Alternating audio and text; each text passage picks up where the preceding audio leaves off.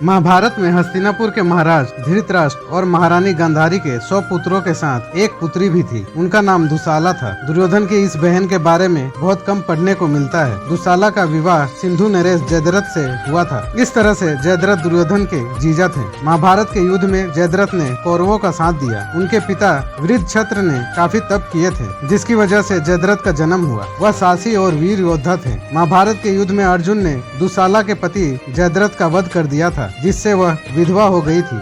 जब जयद्रथ का जन्म हुआ था तो यह भविष्यवाणी हुई कि उसका वध किसी भी साधारण मनुष्य के हाथों नहीं हो सकती है। उसे कोई वीर क्षत्रिय ही मार सकेगा। जो भी जयद्रथ का सिर काटकर जमीन पर गिराएगा, उसी क्षण मारने वाले के सिर के भी 100 टुकड़े हो जाएंगे। दुशाला के पति को जब अर्जुन ने मारा तो उसके पति तथा ससुर की मृत्यु एक साथ हो गई। इसके पीछे एक अनोखा वरदान था।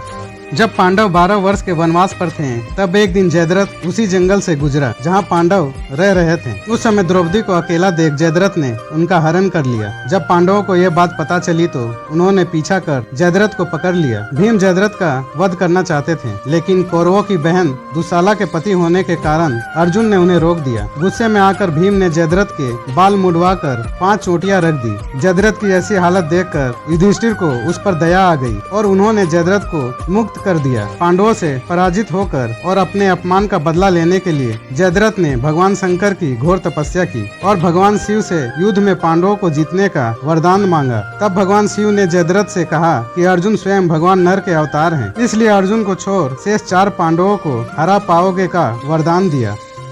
जब चक्रव्यूह की रचना हुई तो अभिमन्यु ने उसका भेदन किया और उसके अंदर घुस गए, लेकिन जयद्रथ ने बाकी 4 पांडवों को चक्रव्यूह के अंदर प्रवेश नहीं करने दिया। 4 पांडव उससे हार गए और अभिमन्यु वीर गति को प्राप्त हुए। अर्जुन को जब पता चला कि अभिमन्यु की मृत्यु का कारण जयद्रथ है, तो उन्होंने जयद्रथ का वध करने की प्रतिज्ञा ली। तब श्री कृष्ण ने अर्जुन को बताया कि जयद्रथ के पिता वृद्धक्षत्र ने उसे वरदान दिया है कि जो भी वीर इसका सिर पृथ्वी पर गिराएगा, उसके मस्तक के भी 100 टुकड़े हो जाएंगे। इसलिए तुम इस प्रकार बाण चलाओ कि जयद्रथ का मस्तक कटकर उसके पिता की गोद में गिरे। तब अर्जुन ने अमोघ तीर चलाकर जयद्रथ का मस्तक काट दिया। वह मस्तक सीधे जयद्रथ के पिता की गोद में जाकर गिरा और जैसे ही उन्होंने जयद्रथ का मस्तक पृथ्वी पर गिराया, उनके मस्तक के भी 100 टुकड़े हो गए और इस प्रकार अर्जुन ने जयद्रथ का वध कर दिया।